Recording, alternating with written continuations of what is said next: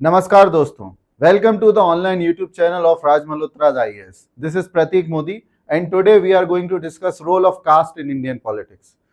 ये topic MPPSC के GS2 के सिलेबस के में तो इम्पोर्टेंट है ही, साथ यूपीएससी के लिए भी और भारतीय राजनीति की एक जनरल समझ, जेनेरिक अंडरस्टैंडिंग के लिए भी इम्पोर्टेंट रहता है। तो दोस्तों, इसकी शुरुआत करते हैं कास्ट के ऊपर कुछ विचारकों के विचार के साथ, या क्या व्यूज रहे हैं। एक बहुत ही फेमस कोट है, in India people do not vote their caste, people do not caste their vote but vote their caste. Bharat में लोग अपना वोट देते समय जाति को बहुत महत्व देते हैं। अब इस तरीके की राजनीति को आइडेंटिटी पॉलिटिक्स कहा जाता है। यह कोट इस भारतीय राजनीति को बहुत ही खूबसूरती के साथ अपने अंदर समाहित करता है, समझाता है। डॉक्टर अंबेडकर ने बोला था, जो कि कास्ट सिस्टम के बहुत बड़े विरोधी थे, उनका मानना था कास्ट एक सोशल इविल है ना, but the most grievous evil is the caste system. M N Roy का मानना था कास्ट एक सिस्टम, एक प्रकार का सोशल स्लेवरी है और भारत की प्रोग्रेस में एक बहुत बड़ा ऑब्स्टिकल पैदा करता है। वहीं रजनी कोठारी, जो कि जाने माने पॉलिटिकल साइंटिस्ट रहे हैं और इंडियन पॉलिटिक्स पे बहुत बड़े जानकार रहे हैं, उनका मानना है caste is a political resource और ये रिसोर्स पॉलिटिशियंस यूज करते हैं लोगों को मोबिलाइज करने के लिए, वोटर्स को मोबिलाइज करने के लिए। अब कास्ट सिस्टम के बारे में समझने के लिए, कास्ट के रोल को समझने के लिए, इंडियन इलेक्शंस में कास्ट का किस तरीके से रोल बढ़ा है उस पर बात करते हैं। भारत की आजादी के समय भारत में कास्ट जो था वो राजनीति में इतना ज्यादा अंतर नहीं था, मिक्स्ड नहीं था। उस समय पर इंडियन इलेक्शंस में कास्ट का रोल ना के बराबर था। हालांकि 1967 के बाद जब भारत में रीजनल पार्टीज का राइज होता है, उस समय पर भारत में कास्ट का रोल राजनीति में बढ़ना शुरू होता है। और यह कास्ट का जो फैक्टर है, मंडल कमंडल पॉलिटिक्स आना या मंडल पॉलिटिक्स के उद्भव के साथ बहुत तेजी से बढ़ा। 1989 में मंडल कमीशन की रिपोर्ट लागू होने के बाद भारतीय राजनीति में जाति के आधार पर वोटों का विभाजन बहुत तेजी से बढ़ने लगा और इंडियन पॉलिटिक्स में रिजर्वेशन, बैकवर्ड क्लासेस के लिए इन सब मुद्दों का महत्व धीरे धीरे बढ़ता गया। हालांकि आमतौर पर यह माना जाता है कि कास्ट का अमूमन राजनीति में प्रभाव नेगेटिव ही जाता है, जैसा कि हमने कोटेशंस में भी देखा। लेकिन इससे अलग कास्ट का कुछ पॉजिटिव इम्पैक्ट भी होता है इंडियन पॉलिटिक्स में, आ रहा है। क्या रहा है पॉजिटिव इम्पैक्ट? सबसे पहले तो देख सकते हैं कि कास्ट जो है वो एक रिप्रेजेंटेशन बढ़ाने का काम करती है। आप देखेंगे कि जब भारत में लोअर कास्ट में अवेयरनेस नहीं थी, आजादी के पहले जब ब्रिटिशर्स थे और जब डॉक्टर अंबेडकर इसके लिए काम कर रहे थे, तब लोअर कास्ट को बिल्कुल भी रिप्रेजेंटेशन नहीं मिलता था। डॉक्टर अंबेडकर जो कहते थे एजुकेट, एजिटेट एंड ऑर्गेनाइज, उनका मानना था कि जब तक लोअर कास्ट या बैकवर्ड क्लासेस हमारे यहाँ पर एजुकेट नहीं करेंगे, खुद को ऑर्गेनाइज नहीं करेंगे और अपने अधिकारों की मांग नहीं करेंगे, तब तक उनको रिप्रेजेंटेशन नहीं मिलेगा। और उनके करे गए प्रयासों की वजह से ही लोअर कास्ट में जो अवेयरनेस आई, उसकी वजह से, कास्ट पॉलिटिक्स की वजह से कह सकते हैं, मोबिलाइजेशन जब हुआ तो लोअर कास्ट के लोग अपने आप को ज्यादा रिप्रेजेंट कर पाते हैं। आज हम देखते हैं कि चाहे मध्य प्रदेश के सीएम हो या भारत के प्रधानमंत्री, वो बैकवर्ड क्लासेस से आते हैं। भारत के महामहिम राष्ट्रपति द्रौपदी मुर्मू जी शेड्यूल ट्राइब से आती हैं, जो कि एक समय पर बैकवर्ड क्लासेस या बैकवर्ड ट्राइब्स हुआ करते थे। तो इनका रिप्रेजेंटेशन हमारी पॉलिटिक्स में बढ़ता जा रहा है। रिप्रेजेंटेशन बढ़ने के साथ साथ दलित्स और ओबीसी वर्ग को एम्पावर करने का रोल भी कास्ट पॉलिटिक्स की वजह से हो पाया है। Prominent political scientist Yogendra Yadav का मानना है कि कास्ट की वजह से या कास्ट मोबिलाइजेशन की वजह से इंडियन डेमोक्रेसी स्ट्रांग हुई है। लोकतंत्र का तो मतलब ही होता है जिसमें सभी वर्गों का प्रतिनिधित्व हो, और कास्ट पॉलिटिक्स की वजह से जो बैकवर्ड क्लासेस थे, जो हजारों साल के शोषण की वजह से पीछे छूट गए थे, उनका रिप्रेजेंटेशन भी बढ़ता है। और इसी के साथ सोशल जस्टिस के लिए भी ये बहुत जरूरी होता है। कास्ट पॉलिटिक्स की वजह से जो राजनीतिक हैं या पॉलिटिशियंस हैं, जो लीडर्स हैं, वो लॉ मेकिंग में बैकवर्ड क्लासेस और पिछड़े वर्गों को ध्यान में रखते हैं और उनको सामाजिक न्याय सुनिश्चित कराने में महत्वपूर्ण भूमिका निभा पाते हैं। लेकिन सिर्फ पॉजिटिव इम्पैक्ट की बात करना सीमित नहीं है, कास्ट का जो तक हम सीमित नहीं रहेंगे। कास्ट का इंडियन पॉलिटिक्स में कुछ पॉजिटिव इम्पैक्ट है, तो वहीं दूसरी तरफ बहुत सारे नेगेटिव इम्पैक्ट भी रहे हैं। और जातिगत राजनीति देश की जो प्रोग्रेस है, ग्रोथ है, उसमें एक बहुत बड़ा संकट भी पैदा करती है। किस तरीके से, तो देखते हैं। सबसे पहले तो division and conflict. Caste politics की वजह से सोशल डिविजन्स होते हैं बहुत ज्यादा। आप देखेंगे कि जब जातिगत राजनीति बढ़ती है तो जो लोग वोट देते हैं जिस कैंडिडेट को, उसको मेरिट की जगह ना देकर उसकी जाति के आधार पर वोटिंग की जाती है।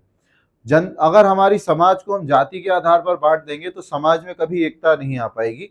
समाज में एकता के साथ साथ ये राष्ट्रीय एकता के लिए भी खतरा बन जाता है। सोशल जो डिविजन्स इससे क्रिएट होते हैं, पोलराइजेशन जो होता है कास्ट पॉलिटिक्स की वजह से, लॉन्ग टर्म में ये हमारी देश की एकता एवं अखंडता के लिए भी एक खतरा बनाता है। It creates a grievous internal security crisis. Corruption and patronage का, अगर हम व्यक्ति को सिर्फ कास्ट के आधार पर चुनेंगे, अगर भले ही उस व्यक्ति के ऊपर कई सारे करप्शन के केसेस हों, वह व्यक्ति उसके ऊपर क्रिमिनल चार्जेस हों, इससे क्या होता है कि जो व्यक्ति जिसका मेरिट नहीं पजेस करता है, या वो व्यक्ति उस साफ छवि का व्यक्ति नहीं है, करप्ट व्यक्ति है, मगर क्योंकि वो हमारी जाति से, हम उसको वोट देकर आते हैं। और इसकी वजह से हम कई करप्ट पॉलिटिशियंस को पैट्रोनेज दे रखा है।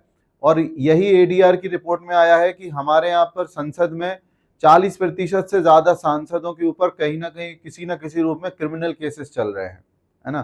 क्यों? क्योंकि हम आइडेंटिटी पॉलिटिक्स को फॉलो करते हैं, हम जातिगत राजनीति, हम वोट देने से पहले व्यक्ति की जाति देखते हैं। यदि वह हमारी जाति का है तो इसे सपोर्ट करना है, और भले ही वो दूसरी जाति का हो, भले ही वो अच्छा कैंडिडेट हो, कैपेबल व्यक्ति हो, लेकिन वो क्योंकि दूसरी जाति का है तो हम उसको सपोर्ट नहीं करेंगे। ये डेमोक्रेसी के लिए सही नहीं होता है। और इस वजह से कई सारे इनकॉम्पिटेंट लोग हमारे यहाँ पर बड़े बड़े पदों पर बैठे हुए हैं। यह डेमोक्रेसी का बहुत बड़ा फ्लॉ भी बनता है, नेपोटिज्म और इनकॉम्पिटेंस को भी जन्म देता है। तो कहीं ना कहीं कास्ट पॉलिटिक्स से देश को, समाज को और लोगों को बहुत ज्यादा समस्या, खतरे भोगने पड़ रहे हैं, नुकसान हो रहे हैं हमारे देश के। अब दोस्तों हम बात करें कि रीसेंट एग्जांपल्स में जो कास्ट बेस्ड वोटिंग पैटर्न देखा गया, तो इसको हम समझ सकते हैं एक डोमिनेंट कास्ट के कॉन्सेप्ट से, जो कि एमएन श्रीनिवासन ने दिया था।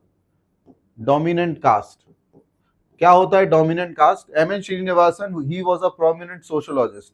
उन्होंने बताया कि भारत में हर क्षेत्र में कोई ना कोई जाति डोमिनेंट कास्ट कहलाती है। यूपी में यादव और जाट, बिहार में कुर्मी और यादव, तमिलनाडु में बनियार्स, नाडार्स। यह सभी जो अलग अलग मतलब वर्ग हैं, ये वर्ग दिखाते हैं वहां की राजनीति में इनका डोमिनेंस। और आपको देखेंगे, अगर आप एक बार आप खुद देखना चाहें कि भाई भारत में राजनीति में जाति किस प्रकार रोल प्ले करती है, तो आप देखेंगे कि ज्यादातर वहां पर सीएम्स या लेजिस्लेटर्स रहेंगे, वो इस पर्टिकुलर कास्ट के लोग रहेंगे। इनका प्रभुत्व वहां की न सिर्फ राजनीति में, बल्कि वहां की पॉलिसी मेकिंग से लेकर अलग अलग तरीके से वहां पर इनका प्रभुत्व रहेगा। और इस वजह से वहां पर जो दूसरी कास्ट हैं या दूसरे लोग हैं, जो पिछड़े वर्ग हैं, वो पिछड़े ही रह जाते हैं। और कुछ जातियां जो डोमिनेंट हैं, क्योंकि उनकी संख्या ज्यादा है, संख्या बल में अधिक है, और लोकतांत्रिक सिद्धांत के अनुसार उनको ज्यादा आसानी से रिप्रेजेंटेशन मिलता है, वह आगे बढ़ जाती हैं। तो इससे प्रभाव क्या होता है उस पर बात करते हैं।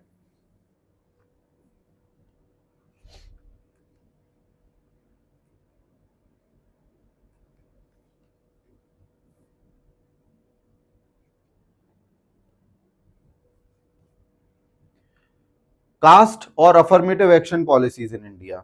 भारत में कास्ट जो है एक महत्वपूर्ण सोशल डायनेमिक का रोल प्ले करता है।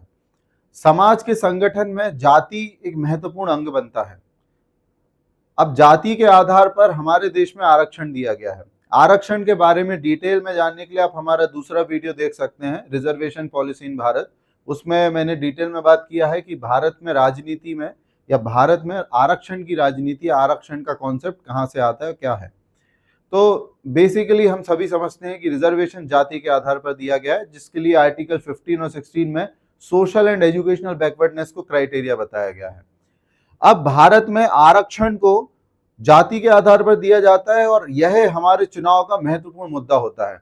चाहे 2024 के चुनाव हो, जिसमें opposition parties India bloc led by Rahul Gandhi ji, उनका मेन मुद्दा था कि माफ कीजिए, कास्ट सेंसस कराने का, कास्ट सेंसस के आधार पर आरक्षण देने का। उनका मानना है कि आरक्षण को बढ़ाना चाहिए, और आरक्षण पर अलग अलग देश भर में वर्ग आंदोलन करते रहते हैं और कई पार्टीज बन जाती हैं आरक्षण के लिए। फॉर एग्जाम्पल महाराष्ट्र में अभी ओबीसी वर्ग में आरक्षण की डिमांड चल रही है। अब यह मुद्दे हमारे देश के बाकी मुद्दे जो हमारे लिए विकास में, मतलब विकास के लिए महत्वपूर्ण होते हैं, चाहे स्कूल बनाने के मुद्दे हों, चाहे शिक्षा में सुधार के हों, चाहे हेल्थ के मुद्दे हों, वो साइडलाइन हो जाते हैं और कास्ट का मुद्दा सेंटर स्टेज पर आ जाता है। कास्ट की वजह से आरक्षण जो है हमारे देश में चुनाव के समय पर अलग अलग पार्टीज आरक्षण देती हैं। मध्य प्रदेश पीएससी के स्टूडेंट्स इस बात से भली भांति वाकिफ होंगे कि 2018 में कमलनाथ ने ओबीसी आरक्षण को 14 से बढ़ाकर 27% करने के लिए बोला था और करा भी था, जिसकी वजह से आज 2024 तक मध्य प्रदेश के कई सारे रिजल्ट्स अटके हुए हैं, और ना तो वो रिजर्वेशन 13% एक्स्ट्रा जो है वो जनरल कैटेगरी को मिला है, ना ही ओबीसी कैटेगरी को उसका फायदा हुआ है। तो कास्ट की वजह से अफर्मेटिव एक्शन पॉलिसीज में रिजर्वेशन मेन है। रिजर्वेशन की वजह से जो पिछड़ा वर्ग है उनको रिप्रेजेंटेशन मिल पाता है सरकार में, वहीं समानता की भावना आ पाती है समाज में। लॉन्ग टर्म में इक्वेलिटी क्रिएट करने के लिए रिजर्वेशन के थ्रू टेम्परेरी इनइक्वालिटीज क्रिएट की जा रही हैं, और इसकी वजह से हालांकि डिबेट है कि कितना इफेक्टिव है। अब आरक्षण का इफेक्टिवनेस को सुप्रीम कोर्ट ने अभी क्वेश्चन किया है। सुप्रीम कोर्ट ने रिसेंटली जजमेंट में SC/ST वर्ग में क्रीमी लेयर के कॉन्सेप्ट को इंट्रोड्यूस करने के लिए बोला है, और यह भी बोला है कि गवर्नमेंट को अफर्मेटिव एक्शन के लिए नए तरीकों पर विचार भी करना चाहिए। और साथ में ये मुद्दे जो हैं ये सोशल मोबिलिटी या सोशल मोबिलाइजेशन के लिए महत्वपूर्ण मुद्दे बनते हैं, जिनका फायदा अलग अलग पार्टीज राजनीति के लिए करती हैं। अब भारत में कास्ट, रिलीजन और वोटिंग बिहेवियर ये सब आपस में जुड़े हुए मुद्दे हैं। ये कैसे है? तो भारत में हिंदू वोट बैंक, मुस्लिम वोट बैंक और साथ में हिंदू वोट बैंक के अंदर भी वोट बैंक बटे हुए होते हैं। जिस क्षेत्र में, जिस विधानसभा सीट में जो जाति के लोग ज्यादा होते हैं, यह तय होता है कि उसी जाति के व्यक्ति को वहां पर टिकट मिलेगा, भले ही दूसरी जाति या दूसरे धर्म का व्यक्ति उससे ज्यादा टैलेंटेड हो। यह इंश्योर करता है कि हमारी डेमोक्रेसी में मेरिट को जगह नहीं मिल पाती है, और यह हमारी डेमोक्रेटिक प्रोसेस को इनएफिशिएंट भी बनाता है। हालांकि यह प्रोसेस हमारे चल रहा है, एक नेगेटिव दुष्प्रभाव है। अब इसको ओवरकम करने में क्या चैलेंजेस हमें देखने पड़ रहे हैं? तो पहला तो सोशल रिफॉर्म की जरूरत है। कास्ट प्रेजुडाइसेस बहुत ज्यादा गहरी जड़ बना चुके हैं भारत में। हमारे यहाँ पर अभी भी लोअर कास्ट के व्यक्ति अगर अपने को पंचायत हो चाहे विधायक बने, उनको अपर कास्ट के लोग उस रिस्पेक्ट से नहीं देख पाते हैं जो वो दूसरे अपर कास्ट के व्यक्ति को देखेंगे। तो अभी भी हमारे यहाँ सोशल रिफॉर्म, एजुकेशन की जरूरत है, अवेयरनेस की जरूरत है, और ये प्रेजुडाइसेस बहुत ही डीपली इनग्रेन्ड है। साथ में कास्ट के आधार पर हमारे यहाँ पर अलग अलग सोशियो इकोनॉमिक इनइक्वालिटीज हैं, है ना। और जैसा कि सुप्रीम कोर्ट ने मंडल कमीशन केस में बोला भी था, in India caste is class.